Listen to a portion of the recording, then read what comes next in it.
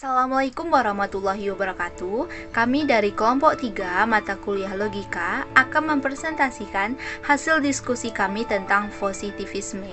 Sebelumnya, kami dari kelompok 3 yang beranggotakan 12 orang yaitu Sefni Anessa Okta sebagai penyaji pertama, Vera Desmita sebagai penyaji kedua, Linda Rahmawati sebagai penyaji ketiga, si Melania Helvin sebagai penyaji keempat, Elwina Karsiyulfa sebagai penyaji kelima, Puan Nadira Humaira sebagai penyaji keenam, Rehana Segian sebagai penyaji ketujuh, kami Fitri Ramadhani sebagai penyaji kedelapan, Nur Sania Gultom sebagai penyaji kesembilan, Foni Fitria sebagai penyaji ke-10, Della Safniati sebagai penyaji ke-11, dan Anissa Putri Lestari sebagai penyaji ke-12 atau penyaji terakhir. Baiklah, di sini kami akan mempresentasikan hasil diskusi kami yang akan dipresentasikan oleh penyaji pertama yaitu kepada Sefni Anessa Okta. Sampai dengan penyaji terakhir yaitu penyaji Anissa Putri Lestari. Assalamualaikum warahmatullahi wabarakatuh. Saya Sefni Anessa Okta dengan NIM 1905-11-12-23. Sejarah positivisme. Positivisme hadir dalam ranah ilmu pengetahuan sosial, erat kaitannya dengan tokoh bernama Auguste Comte. Ia adalah seorang filosof sekaligus sosiolog ternama. Aliran ini mulai dikembangkan oleh Comte pada abad ke-19. Menurut Comte, positivisme mengandung dua makna. Yang pertama, positivisme sebagai suatu metode pengkajian ilmiah, dan yang kedua, positivisme suatu tingkatan dalam pemikiran manusia. Positivisme memandang ilmu pengetahuan berdasarkan kepada dua aspek.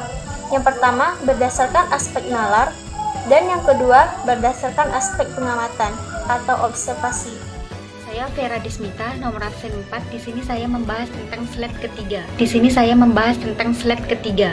Yang dimana nalar dan pengamatan pada positivisme berperan sangat penting untuk menjunjung tinggi untuk mengkaji suatu fenomena yang dikarenakan ini bersifat empiris atau nyata.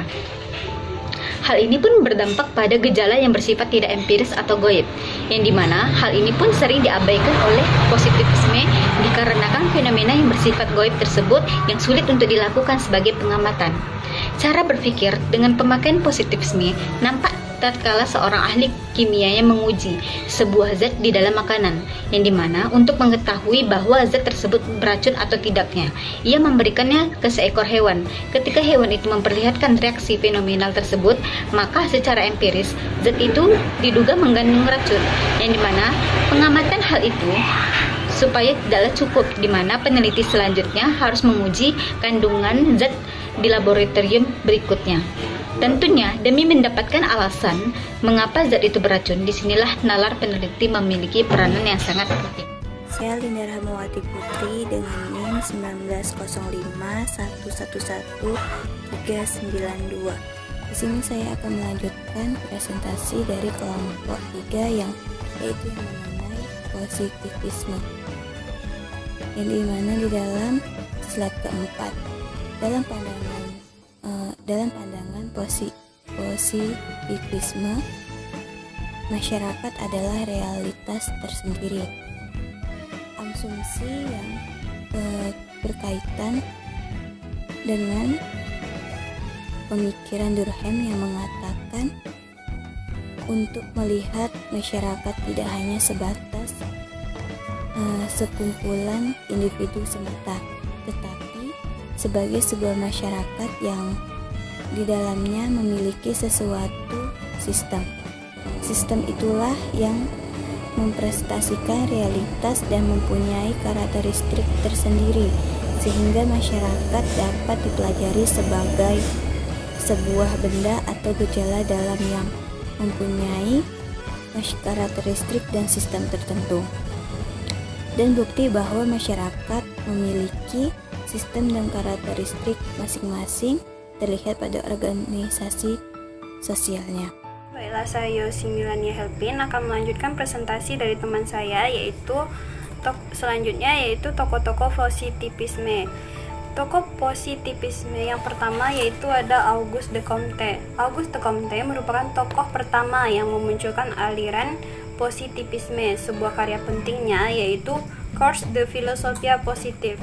Ia berpendapat bahwa indera itu amat penting dalam memperoleh pengetahuan, tetapi harus dipertajam dengan alat bantu dan diperkuat dengan eksperimen. Selanjutnya yaitu ada John Stuart Mill.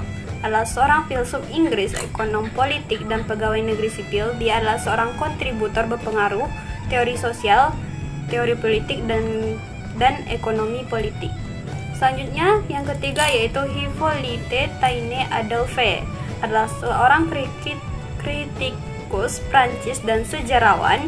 Dia adalah pengaruh teoritis kepala naturalisme Prancis, pendukung utama positivisme sosiologis dan salah satu praktisi pertama kritis historis.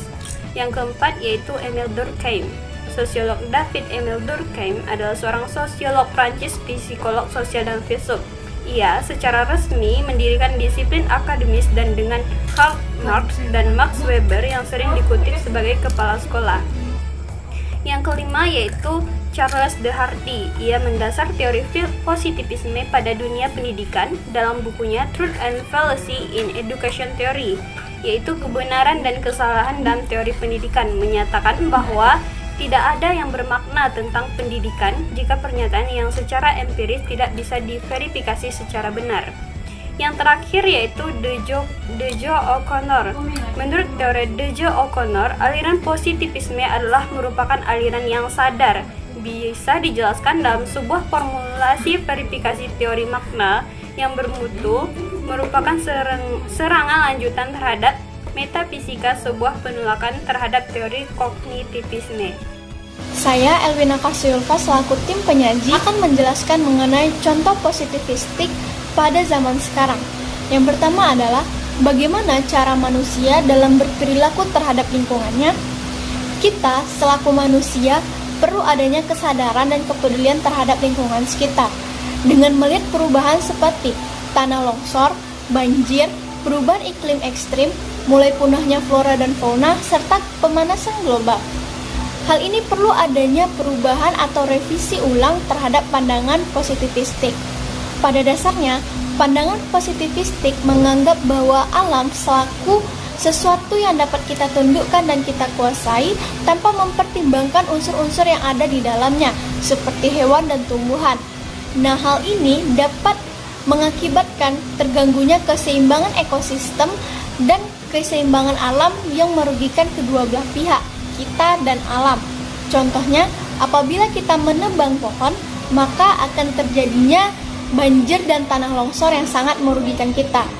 Nah, kita perlu adanya berpikir ulang, perbuatan kita itu salah, dan adanya penata ulangan dalam mindset yang kita tanam tersebut. Seperti, jika kita menanam pohon, maka hal itu akan baik kepada kita. Dan jika kita menebang pohon, maka hal itu sangat merugikan kita. Saya Wanadira Humaira akan melanjutkan presentasi dari Elwina Kasih mengenai contoh positifisme pada zaman sekarang. Contoh di dalam keluarga, seorang anak kecil yang mengenal berbagai individu seperti ayah, ibu, kakek, kakak, rumah, dan lain-lain. Semua itu tergambar dan terbayang dalam bentuk partikular. Tetapi anak kecil tersebut tidak memiliki sesuatu pemahaman yang universal tentang semua yang dilihatnya tersebut. Selain kepartikularannya, epistemologi ini juga cenderung bersifat lahiriah dan tidak mendalam, sekedar menyaksikan segala yang sifatnya lahiriah atau material. Epistemologi indrawi tidak dapat mengetahui hubungan sebab dan akibat. Keharusan antara hubungan sebab dan akibat, di mana ketika sebab telah sempurna, maka pasti akan muncul akibat, karena penekanannya yang sangat indrawi tersebut. Maka tidak mampu mengetahui hubungan batin, esensi, dan substansi berbagai benda yang ada, yang sebenarnya mampu manusia mengetahui kalau tidak hanya menggunakan fakultas yang indrawi semata. Keadaan epistemologis yang lain dari epistemologi indrawi ini adalah sifatnya yang kesekarangan. Hal ini tentu saja disebabkan oleh penekanannya yang berlebihan kepada indera tersebut. yang dengannya kemampuan untuk melihat hal-hal yang non-fisik tidak bisa. Karena hal-hal yang non-fisik dalam pemahaman epistemologi itu memang tidak ada, seperti yang telah dinyatakan dalam asumsi ontologisnya. Keterangan ini menunjukkan bahwa positivisme meyakinkan sesuatu itu hanya memiliki satu dimensi semata, yakni dimensi material atau benda mati semata. Setelah sesuatu itu mati, ya habislah perjalanan dari sesuatu itu, karena berpikir yang materialistik kuantitatif tersebut akhirnya berpengaruh terhadap perlakuan manusia yang mengadopsi pemikiran positivisme itu. Saya Sehana Siagian. Saya akan melanjutkan di presentasi yang sudah disampaikan oleh teman saya sebelumnya. Nah, saya akan melanjutkan dengan contoh positivisme yang lainnya. Sekarang kita akan melihat contohnya dalam ilmu sosial, yaitu nampak pada kasus pemilihan umum 3 tahun yang lalu pada tahun 2019, tepatnya ketika pemilihan umum Presiden ke-7 Indonesia diselenggarakan. Nah, saat itu berbagai lembaga survei berlomba melakukan prediksi mengenai hasil akhir pemilihan umum. Mereka mengambil sampel dari seluruh wilayah provinsi yang ada di Indonesia. Namun apa yang terjadi? Berbagai lembaga survei menampilkan hasil yang berbeda dan bahkan cenderung bertolak belakang. Alasannya adalah terdapatnya perbedaan lokasi pengambilan sampel di antara lembaga survei yang satu dengan lembaga yang lainnya. Dan kemungkinan juga sampel yang diambil porsinya adalah berbeda. Saya Tami Fitri Rahmadani dengan NIM 1905113714. Saya akan melanjutkan presentasi yang sebelumnya sudah dijelaskan oleh rekan-rekan saya.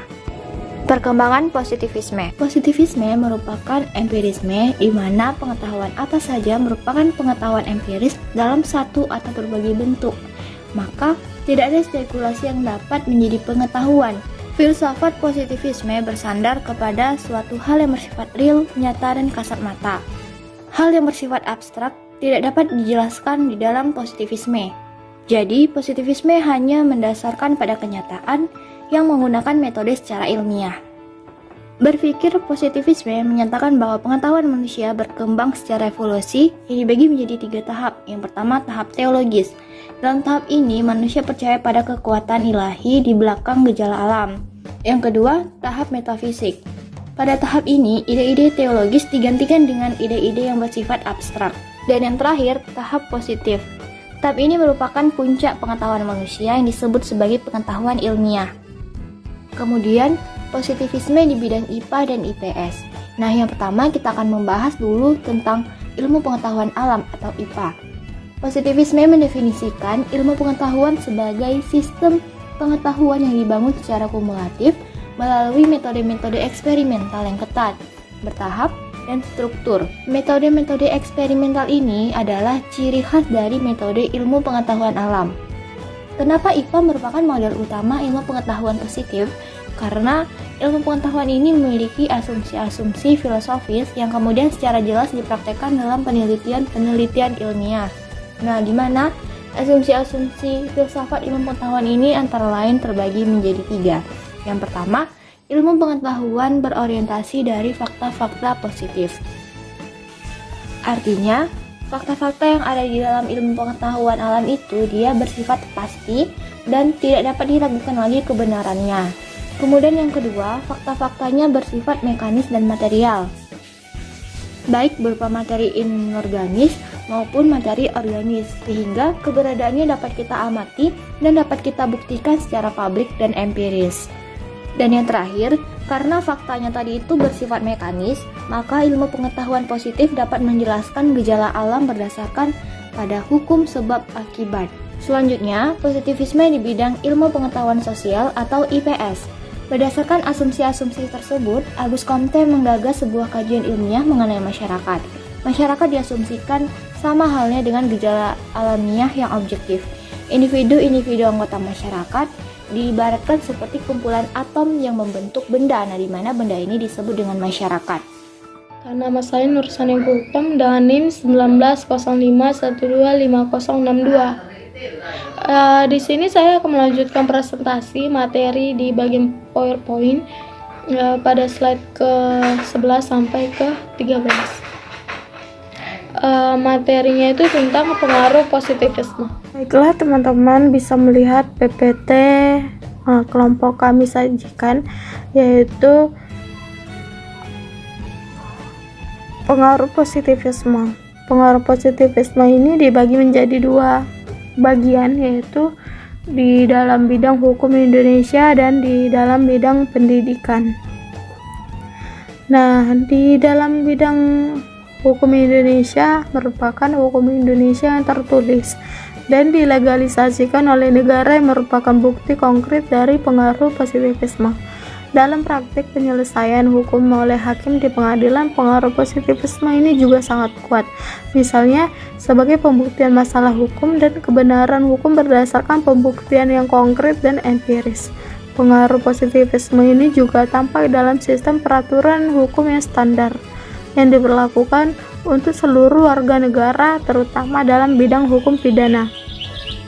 Yang kedua, dalam bidang pendidikan. Positivisme telah membuat terobosan dalam penelitian pendidikan. Seorang peneliti yang mengandung dasar-dasar positivisme harus mencari data yang dapat diverifikasi oleh para peneliti lain yang kualifikasi dari pihak mana saja di dunia ini. Baik, saya Foni Fitria dari kelompok logika yang membahas tentang materi positivisme.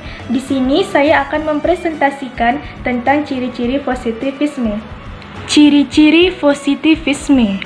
Positivisme menolak segala sesuatu yang tidak faktual untuk dijadikan objek kajian atau ilmu pengetahuan. Fakta-fakta itu haruslah didapat dengan menggunakan metode keilmuan. Semua ilmu haruslah bersifat positivistik, termasuk ilmu sosial seperti sosiologi. Apabila dikaitkan dengan ilmu sosial budaya, maka menurut Comte, 1. Gejala sosial budaya haruslah dipandang sebagai gejala alam. Yang kedua, ilmu sosial budaya harus dapat merumuskan hukum-hukum atau generalisasi yang mirip ilmu alam. Yang ketiga, ilmu sosial budaya harus menerapkan prosedur serta metode penelitian dengan analisis yang telah ada dan berkembang dalam ilmu-ilmu alam. Dengan menerapkan metode ilmu alam tersebut, maka ilmu sosial bersifat positivistik, sehingga manusia, masyarakat, dan kebudayaan dapat dideskripsi secara matematis dengan angka-angka statistik. Saya Dela Safniati dengan NIM 1905-1563-17. Saya akan melanjutkan presentasi dari teman saya, yaitu kelebihan positivisme. Kelebihan positivisme. Yang pertama, positivisme lahir dari paham empirisme, sehingga kadar dari paham ini jauh lebih tinggi daripada kedua paham tersebut. Kedua, mampu menghasilkan suatu pengetahuan yang mana manusia akan mampu menjelaskan realitas kehidupan secara konkret, pasti, mutlak, teratur, dan valid. Tiga, dengan kemajuan dan dengan semangat optimisme, orang akan didorong untuk bertindak aktif dan reaktif dalam artian tidak hanya terbatas menghimpun fakta, tapi juga meramalkan masa depannya. 4. Positivisme telah mampu mendorong lajunya kemajuan di sektor fisik dan teknologi. 5. Positivisme sangat menekankan aspek rasional, ilmiah, baik pada epistemologi atau keyakinan, ontologi yang dipergunakan sebagai dasar pemikirannya. Anissa Putri Lestari dengan nomor NIM 1905-156497. Saya akan membahas tentang kekurangan dari positivisme. Yang pertama, analisis biologik yang ditransformasikan ke dalam analisis sosial yang dinilai sebagai akar terpuruknya nilai-nilai spiritual dan nilai-nilai kemanusiaan. Hal ini dikarenakan manusia tereduksi ke dalam pengertian fisik biologik. Yang kedua, ketidakpercayaan terhadap sesuatu yang tidak dapat diuji kebenarannya, yang mana nantinya banyaknya manusia yang tidak percaya kepada Tuhan, malaikat, neraka, dan surga. Padahal yang demikian itu di dalam ajaran agama adalah kebenaran dan keberadaan. Yang ketiga, manusia akan kehilangan makna, seni, atau keindahan sehingga manusia tidak dapat merasa bahagia dan kesenangan itu tidak ada. Baiklah, itulah presentasi dari kelompok 3. Kami atas nama kelompok 3, apabila ada salah kata dalam pengucapan, kami mohon maaf yang sebesar-besarnya. Semoga bermanfaat untuk semuanya. Akhiri dengan wassalamualaikum warahmatullahi wabarakatuh.